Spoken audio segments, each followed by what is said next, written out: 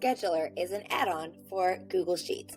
So if you're trying to organize an event where people will vote on which sessions they want to attend, but you have to make sure there's room in the room, and that session is available, that there's someone to instruct that session during that time, then Scheduler is for you.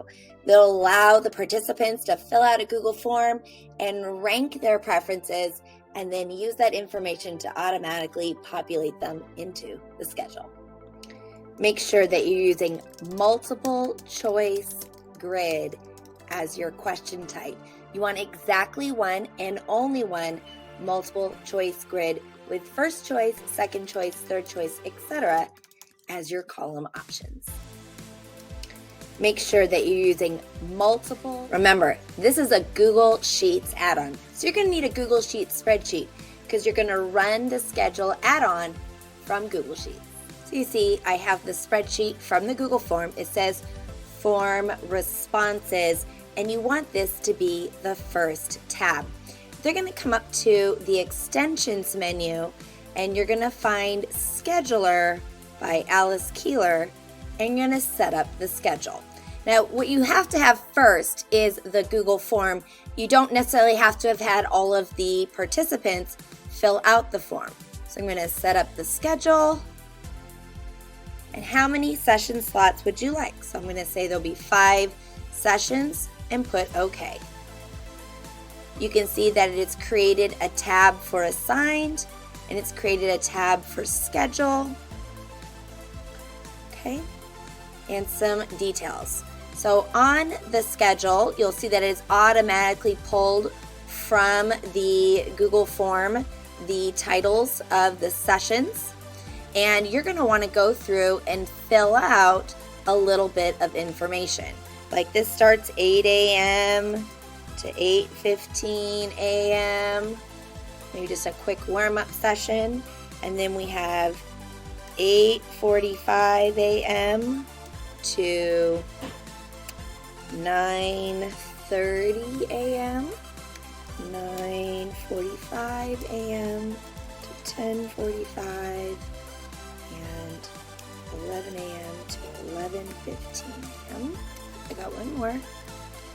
11:30 a.m. to 12:30. Now, you can put whatever you want up here in the session times. It is just for reporting purposes. When you're going to report out to the participants what the time is, it will not affect the scheduling. You'll then want to go through and determine how much room each session has. So the person doing basket weaving, they can have 20 people in this session, but they're just not available session 2 and 3. They have an appointment, so I'm going to leave those at 0, and they can have 20, and then another 20. This person has max capacity at 15 in that room. Maybe basketball's in the gym, so they could take 40 people for all of those sessions, but they are not available session 4, so I'm going to skip it. So you're just going to want to go through and determine what the room capacity is every session. Maybe the pillow fights, they can have 30 participants, but only during session 2, and it doesn't happen again. So I'm just going to go ahead and fill these out.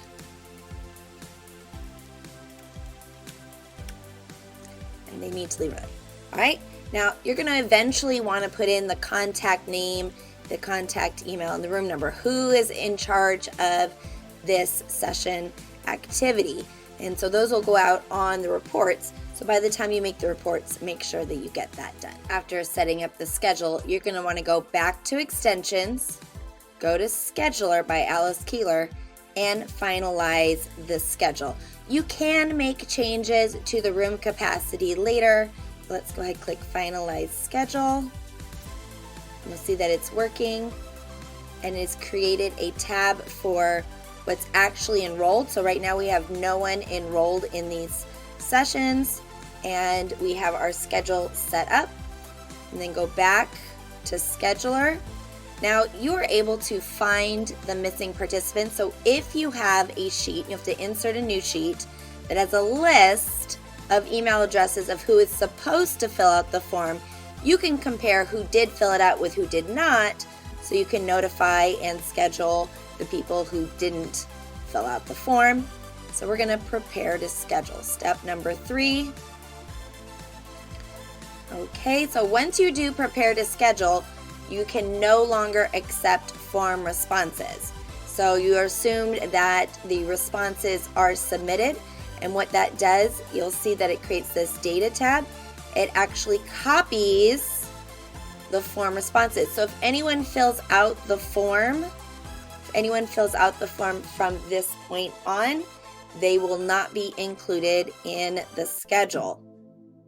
So you can see we have a sheet here of what they're assigned to. Right now, nobody is assigned to any sessions. This is a copy, the data tab, of the choices that they made for the different sessions. And you do want to double check that it's first choice, second choice, third choice, fourth choice, fifth choice. If you go all the way up to 10th choice and 11th choice, these will no longer be in the correct order. So you want to make sure this is in the order that you want to choose. So what we now have is a blank assigned sheet. We've had everybody fill out the form, and we finalized submissions for the form. And what we're going to want to do then is go ahead and be on the assigned tab, because we see right now nobody is assigned. So I'm going to come up to extensions, come down to scheduler, and we want to run sessions. Now I recommend that you choose Sprinkle First Choice. Sprinkle First Choice is going to put first choice options across all of the sessions to make sure not everybody's first choice is in the first session, so it is spread out a little bit. So I'm going to click Sprinkle First Choice. And what it is doing, you'll see down here, is it's looking for capacity across the sessions. It's doing it randomly. We see one person has been assigned in session 1, one person's now been assigned in session 2, someone else has been assigned. So we can see that Steve has been assigned golf for session 2. And oh, look at that. We have session 5. Lorraine's got basketball that session. Now if I go over to the tabs here at the bottom and I click on the session 1 tab, you can see the list of who's been assigned that session. Session 2 tab. So you're going to get those rosters. They're automatically compiling in those session tabs. From the extensions menu, keep choosing to sprinkle the first choice. What you're looking for is that grid that it looks like a good chunk of people got their first choice. So we make sure that first choices are given and that they're spread out across the sessions. It only does a little bit at a time. It's a little sprinkle. So you want to just keep rerunning the sprinkler. Going back to extensions, I have run the sprinkler several times.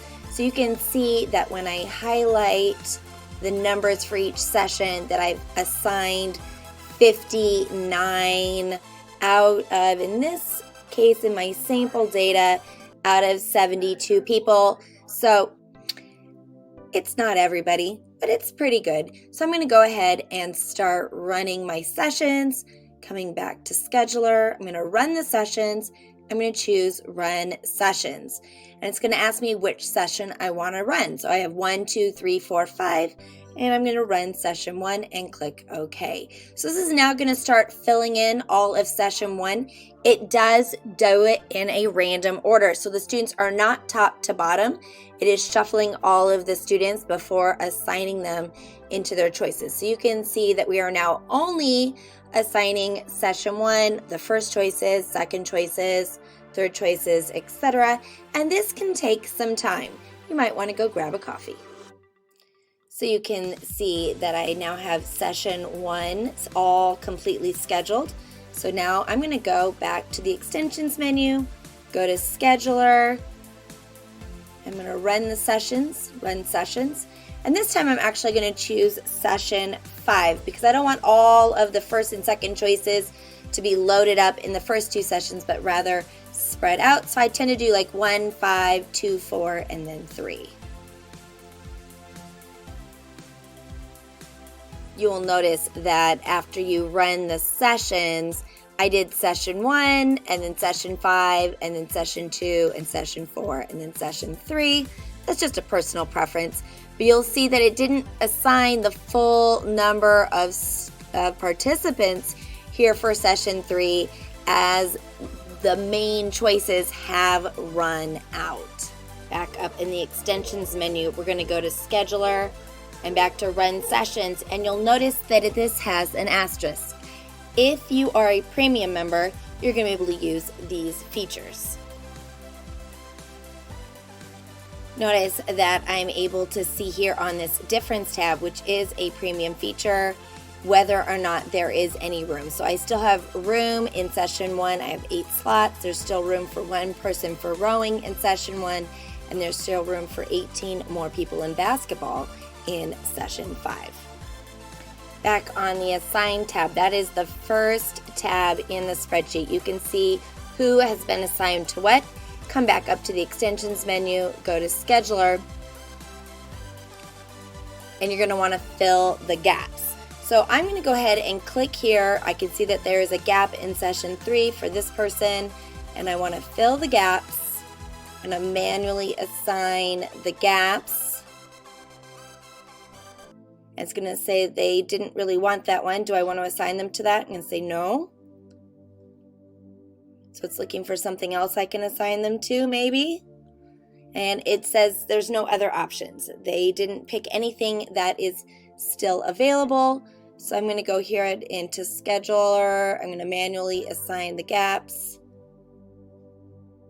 And I'll just say yes. So they are going to be assigned to rowing because there was room.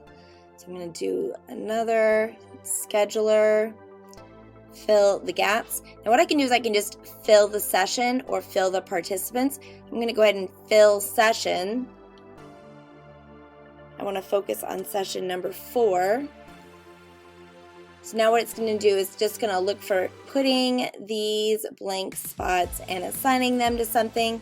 So after I have let it put everything in there, and it's still struggling, and it's probably because I only asked them to rank 4 things, and I have 5 sessions, so this is going to be my fault.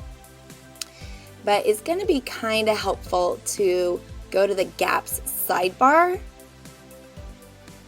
as you're going to see that I have buttons for these particular options. You can remove someone from a session, and as a premium feature, you can do mass fill gaps. I try to do this last, after I've gone through and I try to fill the gap.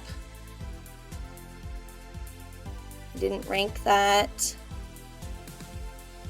Anything else available? Nope.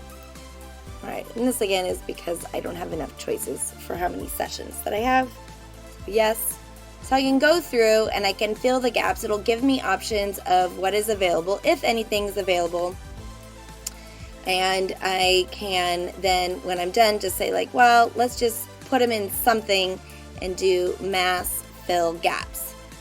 Now the goal is to obviously get all of these sessions filled out, that everyone is assigned. And again, there is the option to remove participants from a session. So you're like, well, they're not going to do homework, so I'm going to remove them, and it's going to clear that out, where I can then go back up here to fill the gap.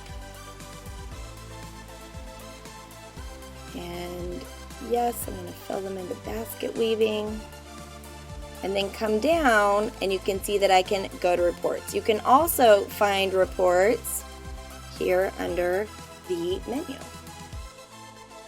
So that gets you started with using the Scheduler add-on, that you're going to create a Google form, make the Google Sheets connected to it, and allow it to schedule everyone into their sessions.